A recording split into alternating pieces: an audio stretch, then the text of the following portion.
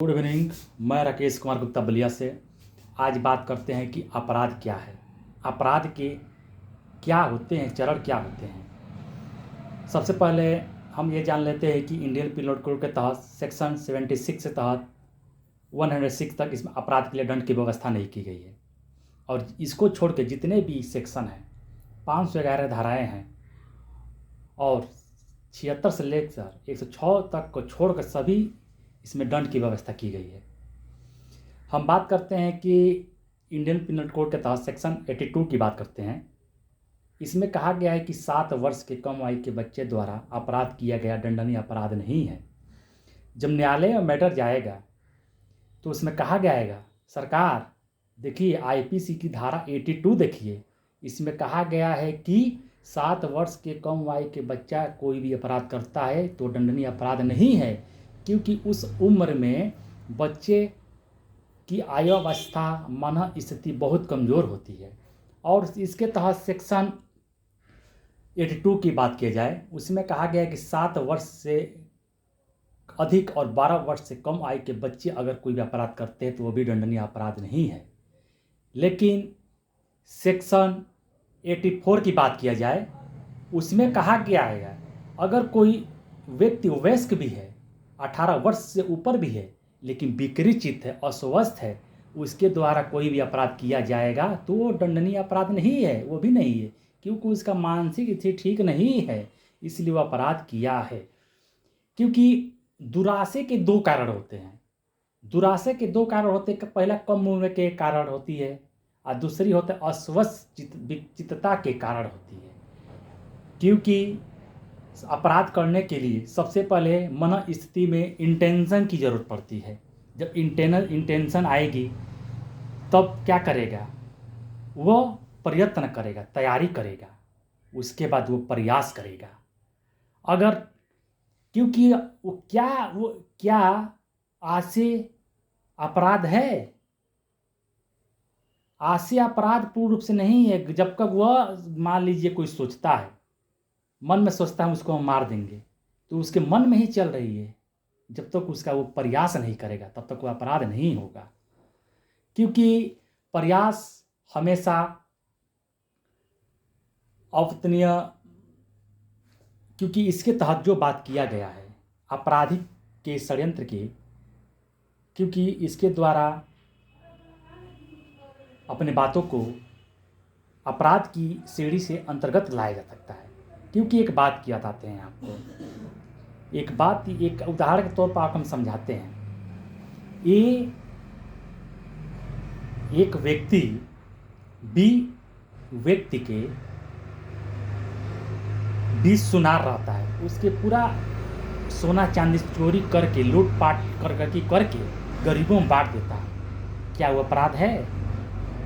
वो तब अपराध माना जाएगा जब उसमें कानून विधि रूप का व्यवस्था प्रदान की गई हो, उसके अलावा अपराध नहीं होगा। अगर कानून रूप से उसमें विधि कानून द्वारा उसको शोषित किया गया हो तब वो अपराध की श्रेणी में आएगा, नहीं तो अपराध नहीं है।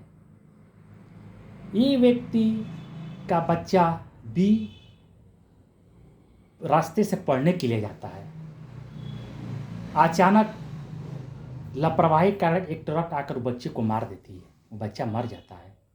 तो उसका पिता कहता है, न्यायालय में कहता है जाकर, सरकार जब मेरा बच्चा हाई स्कूल में होगा तो कम से कम पढ़ाई लिखाई में 10,000 रुपया खर्चा, इसको इंटर कराने में 20,000 खर्चा, इंजीनियर बनाने में 20 लाख रुपया आगे तो हमको। लेकिन न्यायालय क्या कहेगा? न्यायालय वो पूरी बातों को उसकी दुरुस्ता नहीं देखेगी। जब उचित समय पर जो वहाँ पर उसकी बात को रखा गया है, जब वहाँ पर दुर्घटना हुआ है, उसी दुर्घटना के तहत उसको सज़ा मिलेगी। पूरा उसकी पिछली कहानी जो पूरा बताएगा उसको उस पर ध्यान नहीं दिया जाएगा। और हमारे तहत क्योंकि प्रयास हमेशा एक दंडनीय अपराध होती है, प्रयास हमेशा एक दंडनीय अपराध होती है। और पूछा जाए कि कृत्य या कृत्य के लोप क्या होते हैं, कृत्य या कृत्य को लोप क्या होते हैं, इसके ये भी कारण हुए। एक होता है कृत्य का बाह्य परिणाम क्या होता है,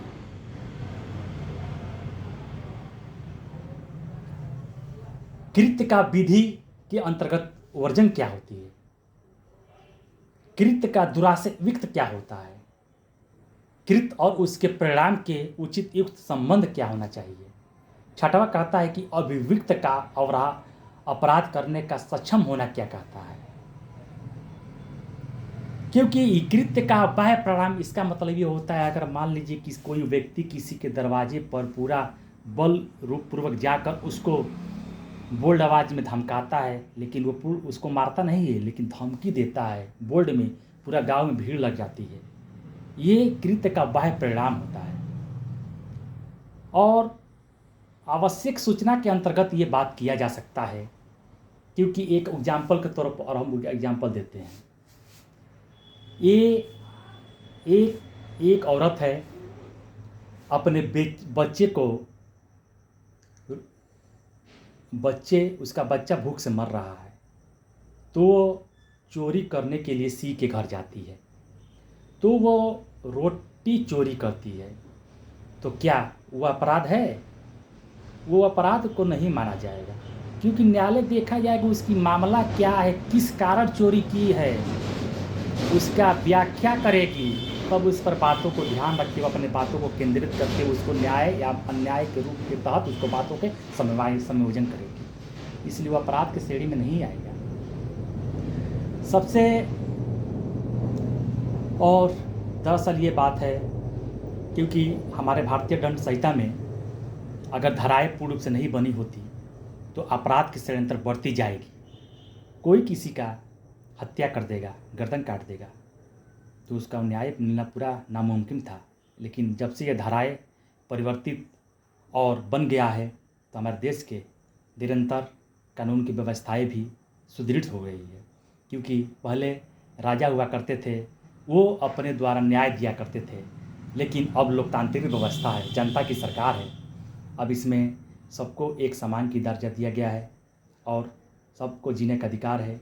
अगर कोई गरीब हो या अमीर हो, अगर कोई अपराध करता है तो सभी को एक समान दंडित किया जाएगा। और अपने बातों को विराम करते हुए मैं ये कहूँगा, क्योंकि आपराधिक श्रेणी की गतिविधता को जानने के लिए मनः स्थिति की व्याख्या करनी जरूरी होती है। जय हिंद, जय भारत।